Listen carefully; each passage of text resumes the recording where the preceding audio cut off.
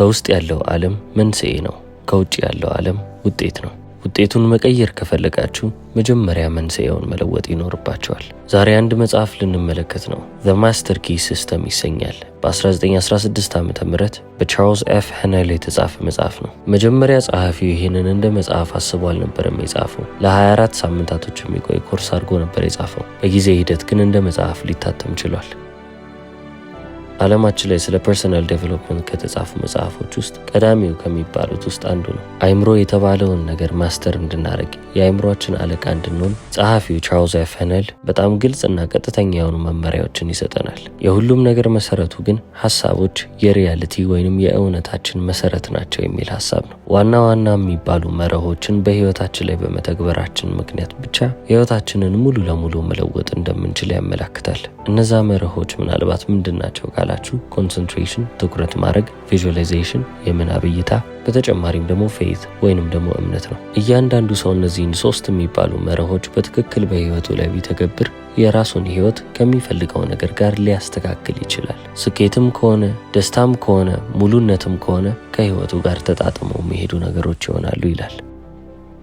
መጽሐፉ ረዘም ያለ ነው። ኦዲዮ ቡኩን ላዳምጥ ካላችሁ 6 ሰዓትን ታሳልፋላችሁ። ቻርልስ ኤፍ ሄነል የሰው ልጅ በሐሳቡ በስሜቱና በእምነቱ የሚመራ ነው፣ ማለትም ደግሞ የራሱ ህይወት በእነዚህ 3 ነገሮች ላይ የተንጠለጠለ ነው ይላል። ይህ ማለት የህይወታችን አርኪቴክት ራሳችን ነን። እኛው ራሳችን የምንፈልገውን ነገር እንመርጣለን። የምንፈልገውንም ህይወት ዲዛይን እያደረግን በራሳችን መስፈርት እንሄዳለን፣ በማወቅም ሆነ ባለማወቅ። የሰው ልጅ ዕጣ ፈንታ በራሱ እጅ እንደሆነ ቢያውቅ፣ የሰው ልጅ እድል በራሱ እጅ እንደሆነ ቢያውቅ ብዙ ነገሮችን መለወጥና መቀየር እንደሚችል እርግጠኛ ነኝ ይላል ጸሐፊው። አንድ ሰው ስኬትም ሆነ ውድቀት ሲያጋጥመው ኃላፊነቱን ራሱ ነው መውሰድ ያለበት። ከሱ ውጪ ማንም ሰው ተጠያቂ አይደለም፣ ሊሆንም አይችልም። አእምሯችሁን ዲስፕሊን በማድረግ በተጨማሪም ደግሞ ግልጽ የሆነ ዓላማ በመያዝና ወጥነት ያለውን ተግባር በማሳየት እዚህ መጽሐፍ ላይ የተጻፉትን ነገሮች ማለትም የሰው ልጅ መድረስ ይችላል ተብለው የታሰቡትን ነገሮች እንዳለ ማሳካት ይችላል።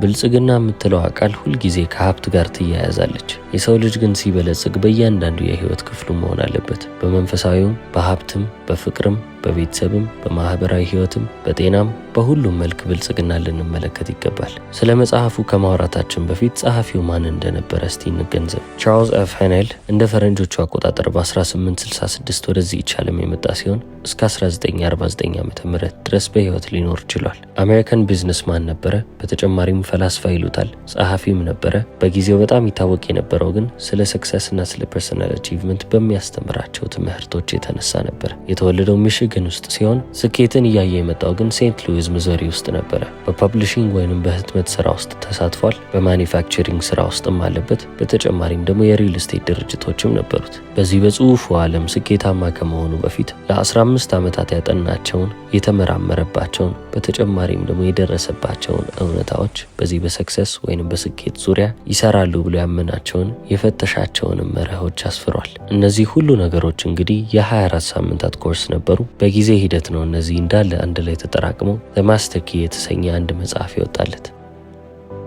ማስተር ኪ ማለት ምን ማለት ነው ካላችሁ፣ አንድን በር የሚከፍተው አንድ ቁልፍ ነው። ቤት ውስጥ ያሉትን በሮች እንዳለ መክፈት የሚችል ግን አንድ ቁልፍ አለ። ያ ቁልፍ ማስተር ኪ ይባላል። ምናልባትም በዚህ መጽሐፍ ላይ የተጻፉትን ነገሮች በሌሎች መጽሐፍ ላይ አግኝታችሁ ሊሆን ይችላል። ያም የሆነው ደግሞ ብዙ መጽሐፎች መሰረታቸውን በቻርልስ ኤፍ ሄነል መጽሐፍ ላይ ስላደረጉ ነው። ለምሳሌ ናፖሊዮን ሂል የጻፈው ቲንክ ኤንድ ግሮው ሪች የተሰኘ መጽሐፍ አለ። ጸሐፊው ናፖሊዮን ሂል ይሄ መጽሐፍ ለኔ መሰረቴ ነው ብሎ አስፍሮታል። የመጽሐፉ ጸሐፊ ቻርልስ ኤፍ ሄነል የአሜሪካን ሳይንቲፊክ ሊግ አንድ አባል ነበረ። ስለ ሰክሰስና ስለ ሜታፊዚካል የሆኑ ነገሮች የሚጠናበት አንድ ተቋም ነው ማለት ነው። ስለዚህ ሐሳባቸው፣ ስራቸው እንዳለ ይሄንን ማወቅ ነው። የመጽሐፉ ዋና የሚባለው ሐሳብ ምንድነው ካላችሁ፣ ሐሳባችሁ ህይወታችሁን እየገነባላችሁ ይሄዳል የሚል ሐሳብ ነው።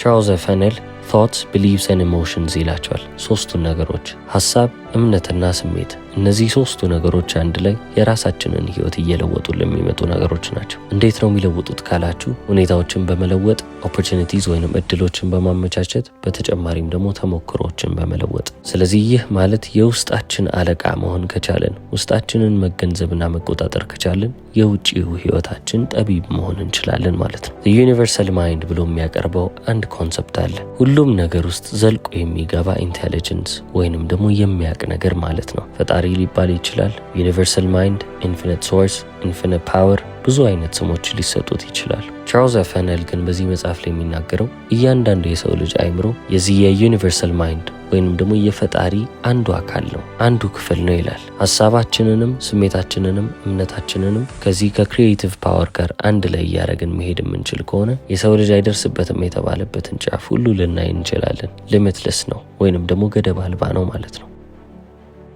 አሁን ሀሳባችሁን አስተካክሉ ስል ምናልባት ሀሳብ ብቻ በቂ ነው ብላችሁ ታስቡ ይሆናል። ሀሳብ ብቻ በቂ አይደለም። በማስተር ኪ ሲስተም 3 ነገሮችን ይጠቅሳል። የመጀመሪያው ኮንሰንትሬሽን ወይንም ደግሞ ትኩረት ነው። ትኩረት ማለት ምን ማለት ነው ካላችሁ ሜንታል ኤነርጂ፣ አእምሯችሁ ውስጥ ያለው ኤነርጂ ወይንም ደግሞ ጉልበት የሆነ ነገር ላይ ብቻ ሲሆን እንደ ማግኔቲክ ፎርስ አድርጋችሁ አስቡት። ያንን አቅም የሆነች ነገር ላይ ብቻ ማስቀመጥ ብትንትና ለማድረግ። ሁለተኛው ደግሞ ቪዥዋላይዜሽን ነው። አይነ ህሊናችን ውስጥ የምንፈልገውን ነገር መመልከት። ጥርት ያለ ምስል ሊሆንልን ይገባል። የምናብ እይታ ሲባልም ሰምታችሁ ሊሆን ይችላል።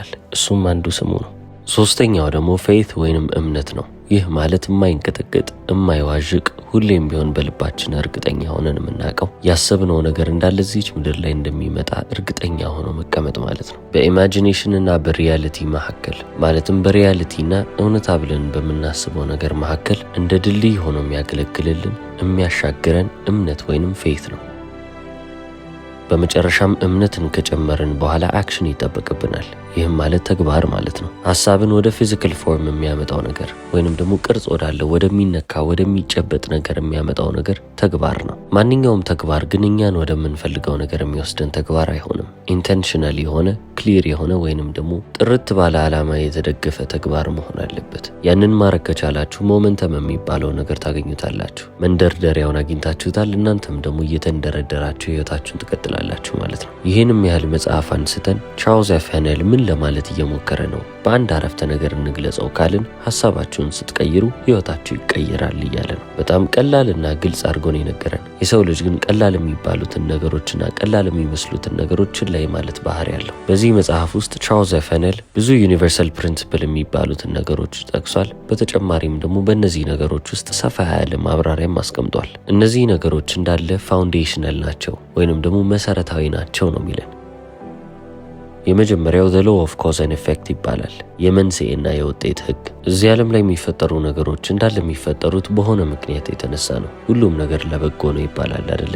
እያንዳንዱ ውጤት የራሱ የሆነ መንስኤ አለው። ምናልባትም ይህ መንስኤ በፊዚካል ዓለም ላይ የሚገኝ ነገር ነው ብለን እናስብ ይሆናል። ብዙ ጊዜ ግን መንስኤ ሆኖ የሚያገለግለው ነገር ሜንታል ፕሌን ላይ አለ ወይንም ደግሞ በሀሳባችን ውስጥ የሚገኝ ነገር ነው። ለዚህ ነው የምናገኘውን ውጤቶች እየለወጥን መምጣት የምንፈልግ ከሆነ መጀመሪያ አስተሳሰባችንን መለወጥ በጣም አስፈላጊ ነው። አሁን ደግሞ ቅድም ወደ አነሳሁት ሀሳብ ልመለስ። ቪዥዋላይዜሽን ብያቸዋለሁ። የምናብ እይታን ኃይል እዚህ ጋር ሰፋ አድርገን እንመለከተዋለን። ቻርልስ ኤፍ ሃነል ቪቪድ ኢማጂኔሽን ይለዋል። የምትፈልጉትን ነገር እንዳገኛችሁ አድርጋችሁ በጣም ጥርት ባለ መንገድ ልትመለከቱት ይገባል ነው የሚለን። ያንን ማድረግ ከቻላችሁ አይምሯችሁ ላይ ሲመላለሱ የነበሩት መልእክቶች፣ ሲመላለሱ የነበሩት ምስሎች እንዳለ ሰብኮንሽስ ማይንዳችሁ ላይ ተቀብረው ይቀመጣሉ። ህይወታችን ደግሞ 95% የሚመራው በሰብኮንሽስ ማይንዳችን ነው። ያ ማለትም ንቁ ሆነን የምናስብበት አይምሮ ሳይሆን እኛን እየመራን የሚሄደው ድብቁ ህሊና የሚባለው ነው። በማስተዋልም ሆነ ባለማስተዋል ሰብኮንሽስ ማይንዳችን ውስጥ የተቀመጡት ሀሳቦች፣ የተቀመጡት እምነቶች እንዳለ ህይወታችንን እየመሩልን ይሄዳሉ። ኮንሽስ ማይንዳችን ወይንም ንቃተ ህሊናችን ከድብቁ ህሊናችን ጋር ተመሳሳይ ገጽ ላይ ካልሆነ ሁልጊዜ ድብቁ ህሊናችን ማሸነፉ አይቀርም። በኮንሽስ ወይንም ደግሞ በንቃተ ህሊናችን የምንፈልገውን ነገር በድብቁ ህሊናችን ውስጥ እንድንፈልገው ካላረግን ያ ነገር በፍጹም ሊመጣልን አይችልም። ሁሌም ቢሆን ሰብኮንሽስ ማይንድ ያሸንፋል። ሳናቀው እኛ እዛ ነገር ውስጥ እንድንገባ ወይንም ደግሞ ሰብኮንሽስ ማይንዳችን ውስጥ የተቀመጠውን ነገር እንድናገኝ አውቶማቲክሊ መንቀሳቀስ እንጀምራለን ማለት ይቻላል። ይህንን ነገር ለማድረግ አስበንም ላይሆን ይችላል። ማንኛውም ሰብኮንሽስ ማይንዳችን ውስጥ ያለ ነገር እጣ ፈንታችን ይሆናል። ካልወደድነው ሆን ብለን ልንለውጠው ይገባል። ቪቪድ ኢማጂኔሽን ሲባል አንድን ነገር በምናባችን ስናይ ጥርት አድርገን መመልከቱ ያንን ነገር እንዳሳካን አድርገን ማየቱ፣ በዛ የደስታ ወይንም የእርካታ ስሜት ውስጥ መዋኘቱ ምን ይጠቅመኛል ካላችሁ እዚህች ምድር ላይ የምትመለከቷቸው ነገሮች እንዳለ በዛ መስመር ነው የሚሄዱት። ቅድም የአርኪቴክቱን ምሳሌ አንስቼላችኋለሁ። አንድ ባለ ሀብት ሰማይ ጠቀስ ፎቅ መስራት እፈልጋለሁ፣ ባለ 30 ፎቅ እንዲሆንልኝ ነው የምፈልገው ሲል ወደ አርኪቴክቱ ነው የሚሄደው። አርኪቴክቱ ደግሞ ያ የሌለውን ነገር እንዳለ አድርጎ ይስለዋል። ይህንንም ስዕል ሲፈጽም እያንዳንዱ ነገር ብጥር ብሎ ተቀምጧል። ዲቴይልድ የሆነ ዲዛይን ነው የሚወጣለት። ምን አይነት መሰረት እንደሚያስፈልገው፣ ከአፈሩ ስር ምን አይነት ነገሮች መሆን እንዳለባቸው፣ ምን አይነት ብረት መጠቀም እንዳለበት ሁሉንም ነገር በዲቴይል ያስቀምጧል። በመጨረሻም በ3D ሬንደር የተደረገውን ኢሜጅ ለባለቤቱ ያሳያል ማለት ነው። የሚገነባው ህንፃ ይሄ ነው ይላል። ኢንጂነሩም ይህንን ዲዛይን ይቀበልና ምን አይነት ጥሬ ዕቃዎች እንደሚያስፈልጉ፣ ያ ህንፃ ለረጅም ዓመት ቆሞ እንዲቀጥል ወይንም ደግሞ እንዳይፈርስ የሚያደርጉት ምን አይነት መሰረቶች እንደሆኑ ቁጭ ብሎ ሲያስብ ይሆናል። ይሄ ሁሉ ነገር የሚከሰተው እንግዲህ ህንፃው ሳይመጣ ነው። ህንፃው ሳይመጣ በፊት እነሱ ረጅም ርቀት ሄደው አይተውት ጨርሰዋል።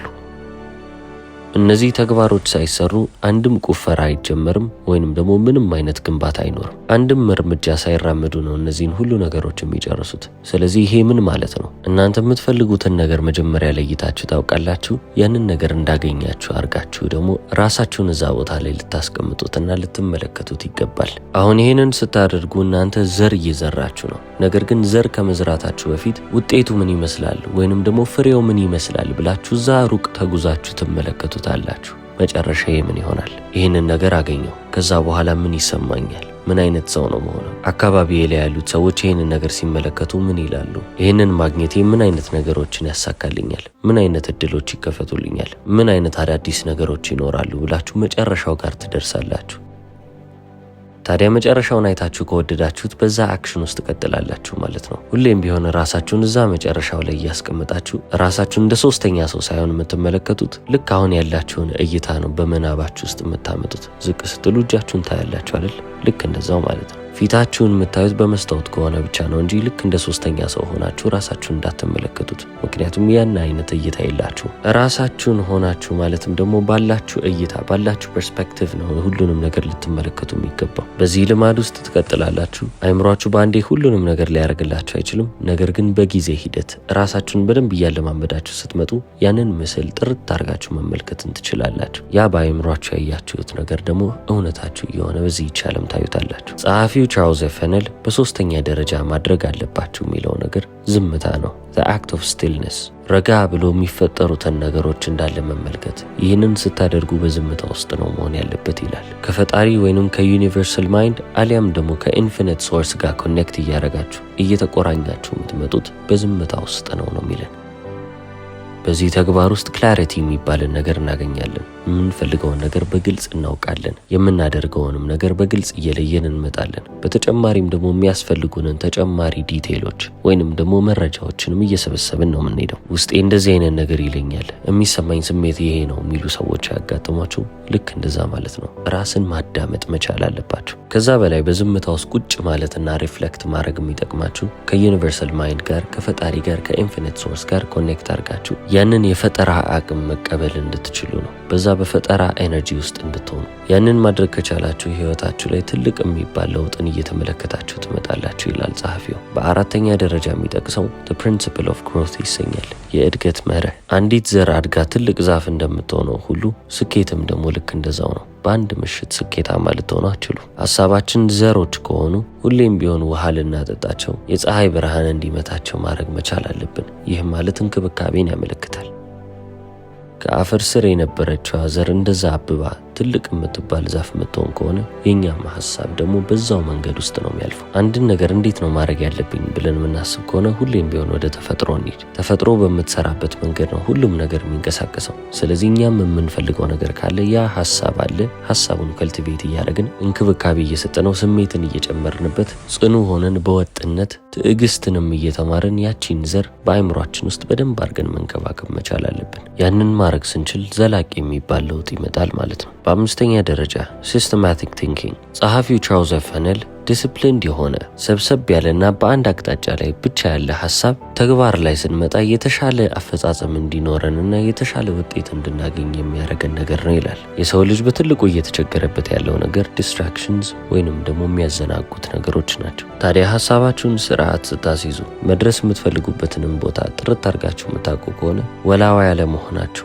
ወደዚህ ወደዛ ለማለታችሁና ሐሳባችሁ እዛ ነገር ላይ ብቻ መሆኑ እዛ ቦታ ላይ እንድትደርሱ ማረጋገጫ ይሆናችኋል። በምንም አይነት የህይወታችሁ ክፍል ውስጥ ስኬታማ እንድትሆኑና የምትፈልጉትን ነገር እንድታገኙ የሚረዳችሁ የስኬት ፕሪንሲፕል ነው። ታዲያ መርሆቹን ብቻ መረዳት በቂ አይደለም፣ ወደ ተግባር መግባት አለባችሁ። እነዚህን ነገር በህይወታችሁ ውስጥ ልትመለከቷቸው፣ አፕላይ ልታደርጓቸው ይገባል። የመጀመሪያው በየቀኑ ቪዥዋላይዝ ማድረግ ወይንም በምናብ እይታችሁ የምትፈልጉት ቦታ ላይ ስትደርሱ መመልከት ነው። በየቀኑ ጠዋት ለ10 ደቂቃ የምትፈልጉትን ነገር እንዳገኛችሁ አድርጋችሁ አስቡ። አይናችሁን ትጨፍናላችሁ። የምትፈልጉት ነገር ቢሆንላችሁ እንዴት አይነት ህይወትን ነው የምትኖሩት? ምን ይፈጠራል? ምን አይነት ሰው ትሆናላችሁ? ያንን ስሜት ያዙት። ስሜቱን ለማምጣት ደግሞ የስሜት ህዋሶቻችሁን መጠቀም አለባችሁ። ይህ ማለት ደግሞ በአይነ ህሊናችሁ የምትፈልጉትን ነገር ስትይዙ፣ ስታዩ ወይንም ስታሸቱ፣ ስትነኩ፣ ጥሩን ዜና ሲነግሯችሁ ስትሰሙ፣ ያንን ስሜት እውነታ የሚያደርግላችሁ ማንኛውንም ነገር እየተጠቀማችሁ ሂዱ። በየቀኑም ለራሳችሁ ዝም የምትሉበትን ሰዓት ልታወጡ ይገባል። ሀሳባችሁ ጸጥ የሚልበት፣ ሪፍሌክት የምታደርጉበት፣ ምን እየተካሄደ እንደሆነ የምትገነዘቡበት ጊዜ ያስፈልጋችኋል። ያንንም ሰዓት መድቡ። ቢያንስ በ10 ደቂቃ ጀምሩና ከዛ እየጨመራችሁ ትሄዳላችሁ። የበለጠ በዝምታ ውስጥ እያለፋችሁ በሄዳችሁ ቁጥር ከምንጩ ጋር የበለጠ እየተገናኛችሁ ትመጣላችሁ። በመጨረሻም ግራቲቲዩድ ወይንም ደግሞ ምስጋና። ላገኛችሁት ነገር ታመሰግናላችሁ አይደል? ከመተኛታችሁ በፊት 3 ነገሮችን ትጽፋላችሁ። አሁንም በአይምሯችሁ ቪዥዋላይዝ አድርጋችሁ የፈለጋችሁትን ነገር ስታገኙ ስሜቱን ትመለከታላችሁ። ከዛ ወደ እንቅልፍ መሄድ ነው። እነዚህን 3ቱን ተግባሮች በየቀኑ ልታደርጉ ይገባል። ከዛ በኋላ ምን ያህል ህይወታችሁ ሊሻሻል እንደሚችል መገመት አይከብድም። እስከ መጨረሻው ስለተከታተላችሁኝ አመሰግናለሁ። ቻው።